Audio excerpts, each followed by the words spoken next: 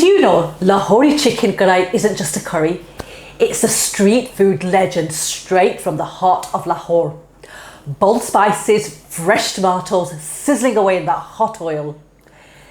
This curry is made to order along all roadside stalls and dhabas all across the city. And today I'm going to be bringing that same authentic street style flavour straight to your kitchen.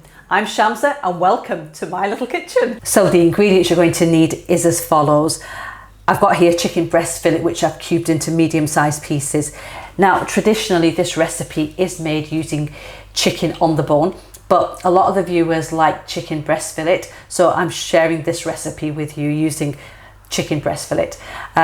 If you want to use chicken drumsticks, thigh, a whole chicken cut into medium pieces on the bone, then please go ahead and do that. As long as you use the exact amount, the recipe will still be the same.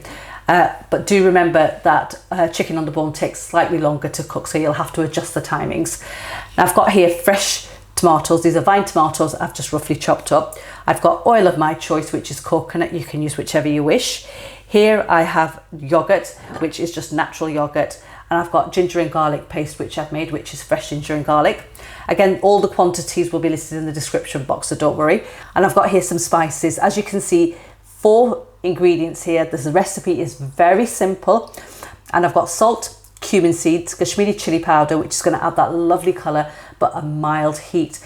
And now for the heat element in this recipe, we're going to add freshly cracked coarse black pepper, and that's where you're going to get that lovely heat from. And to finish the dish off, we've got some ingredients here. We've got sliced green chilies, ginger juliennes and a fresh coriander. So let's start cooking.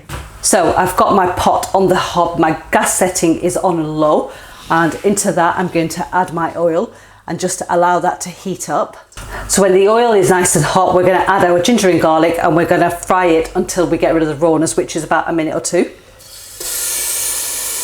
Right, so it's been around 2 minutes now that the ginger and garlic has been frying away, and we're ready to add our chicken into this. Right, so now we're going to cook the chicken for approximately 5 to 6 minutes.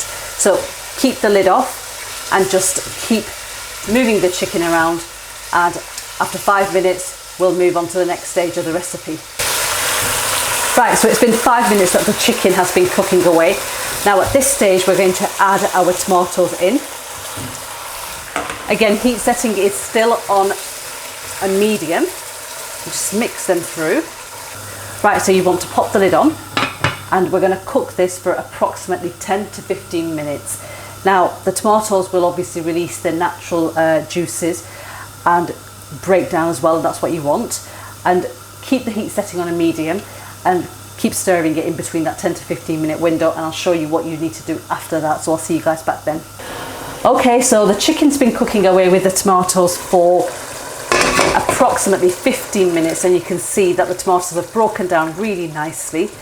Now at this stage, turn your hobs to a high, and we're going to cook all of that moisture in there and make sure it's all evaporated. And we're going to start the bhooning process. Bhooning, bhunao, bhoonify, whatever you want to call it. We're going to start that process. And we're going to do that until the oil separates and comes to the surface and around the edges. And it's going to take approximately 6 minutes on high. So I'll see you guys back then to show you what you need to do next. So as you can see, the oil has started to separate and come to the surface. And at this stage, we're going to add our yogurt in. Now the yogurt is going to give it a lovely tangy flavour along with those tomatoes, and this curry is all about tang.